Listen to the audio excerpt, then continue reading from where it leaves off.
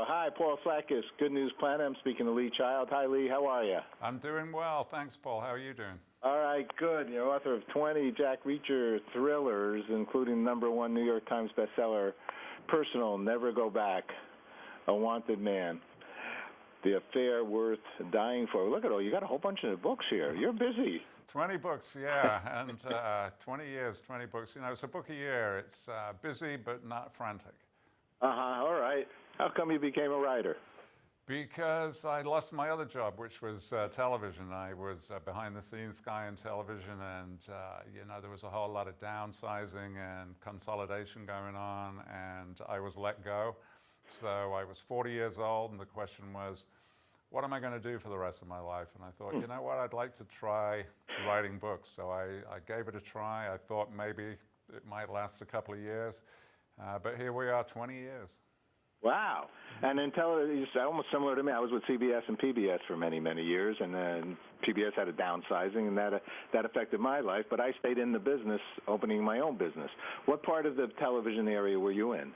I was a director of pretty much anything. I was a staff director, so I did not get all, you know, the big glamorous projects, but I did a lot of news, a lot of sport, commercials, all kinds of different things. All righty. You think that's helped you with your writing? It really did, yeah. I mean, not necessarily specifically. It's kind of apples and oranges, TV and books, but what it really did do was teach me that this is not about me. It's not about you. It's not about anybody except for the audience. That's what it's about. And, you know, you learn that lesson early, and it stands you in great stead. That is at the heart of television. I learned that early on as well. It isn't about, no one cares what the makeup person, the hair, the director screaming, none of that stuff. It's just the person sitting on the couch watching the tube, right? Yeah, you bet. That's who it's for, and that's who we rely on, and that's who judges it. So with your books, and first of all, let me give you a shout out here, or just because your book is part of. I interviewed a woman, Sarah Nelson, who's with Amazon, and your book is one of their fall picks as a great book to read. Congratulations to you. Yeah, thanks for that. There you go. That makes sense. So when you, what started this series, though? Now, I mean, you've created something here, a monster.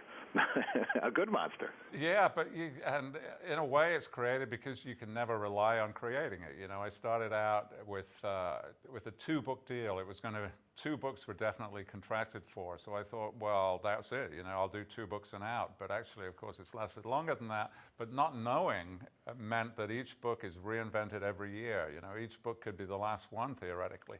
So you put everything you've got into it, and you tell the best story you can. And therefore the book comes out good, which means there will be another one next year. It's a kind of strange, virtuous circle. What's the name Reacher mean to you? That was a kind of joke from my wife when we would go shopping in the grocery. There was always a little old lady who, because I'm a tall guy, she would ask me to reach down something from a high shelf. And my wife said to me, if the writing gig doesn't work, then you could be a reacher in a supermarket. And I thought, well, I'd rather not do that job, but I'll certainly use that name. That's a good one. That's a good one. Tell me about like your relationship with Hollywood.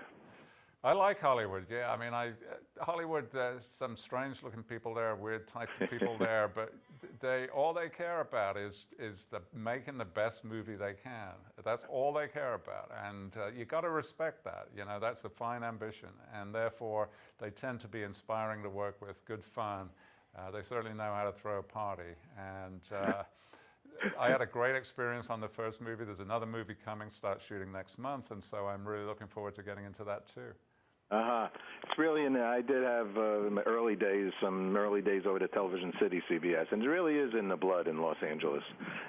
Television, the media, movies, so on and so forth. It's in the character. I think it's kind of laid back, too, in the process of making these things happen. What do you think? Yeah, I think that, you know, it's such a focus. They have one job and one job only, which is to make people enjoy what they do. And we could all learn a little from that, I think. Where'd you grow up? I grew up in Birmingham, England, which is, you know, a big industrial city right in the center of the country.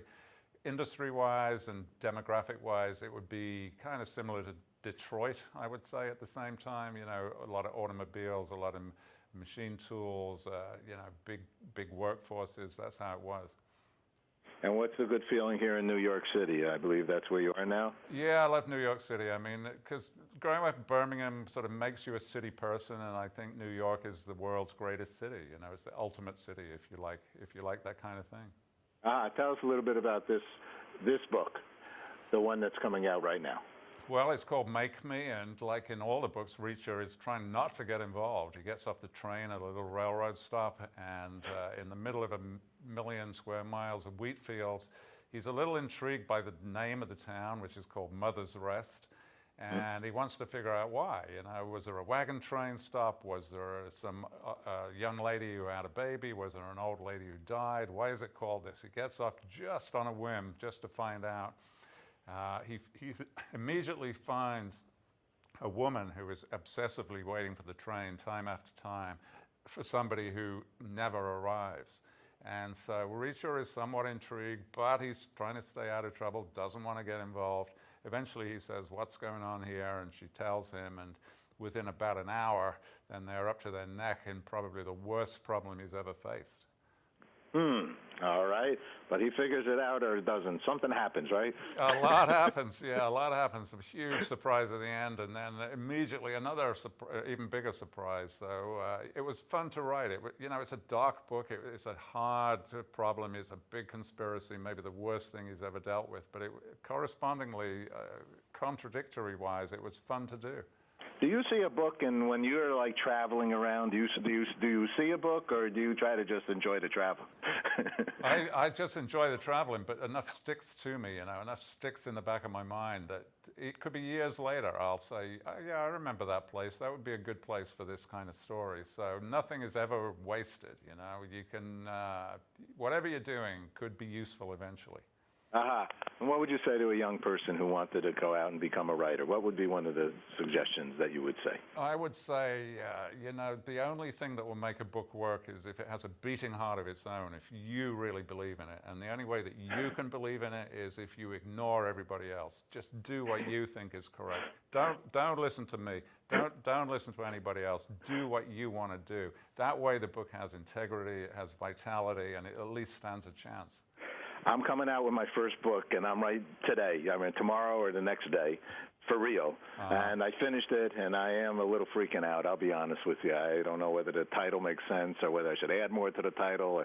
I don't know. But I am freaking out. I'll be honest. And yeah, what does peace mean to you? That's actually a question I'm going to ask you. What does peace mean to you? Peace means to me to be to watch other people doing what they want to do without me stopping them or without them stopping me. You know, live and let live. I think that's what it's about. Maybe I should use some of those words in the title. But it is a crazy process, I'll say that, isn't it? It is a nervous process. I mean, I know exactly how you feel. I mean, I've done it 20 times, but I still feel exactly the same today as you're going to be feeling. And all I can say is best of luck. Just trust it. Something will happen. All right, last question then. What's good news for you? Good news for me would be, I don't know, just I'm happy. You know, I've got what I need. Good news for me would be my family, people around me, equally happy, equally satisfied. Beautiful. Lee, good man. Thanks so much for sharing good news with us. Yeah, you bet. Thank you. Take care. Bye-bye.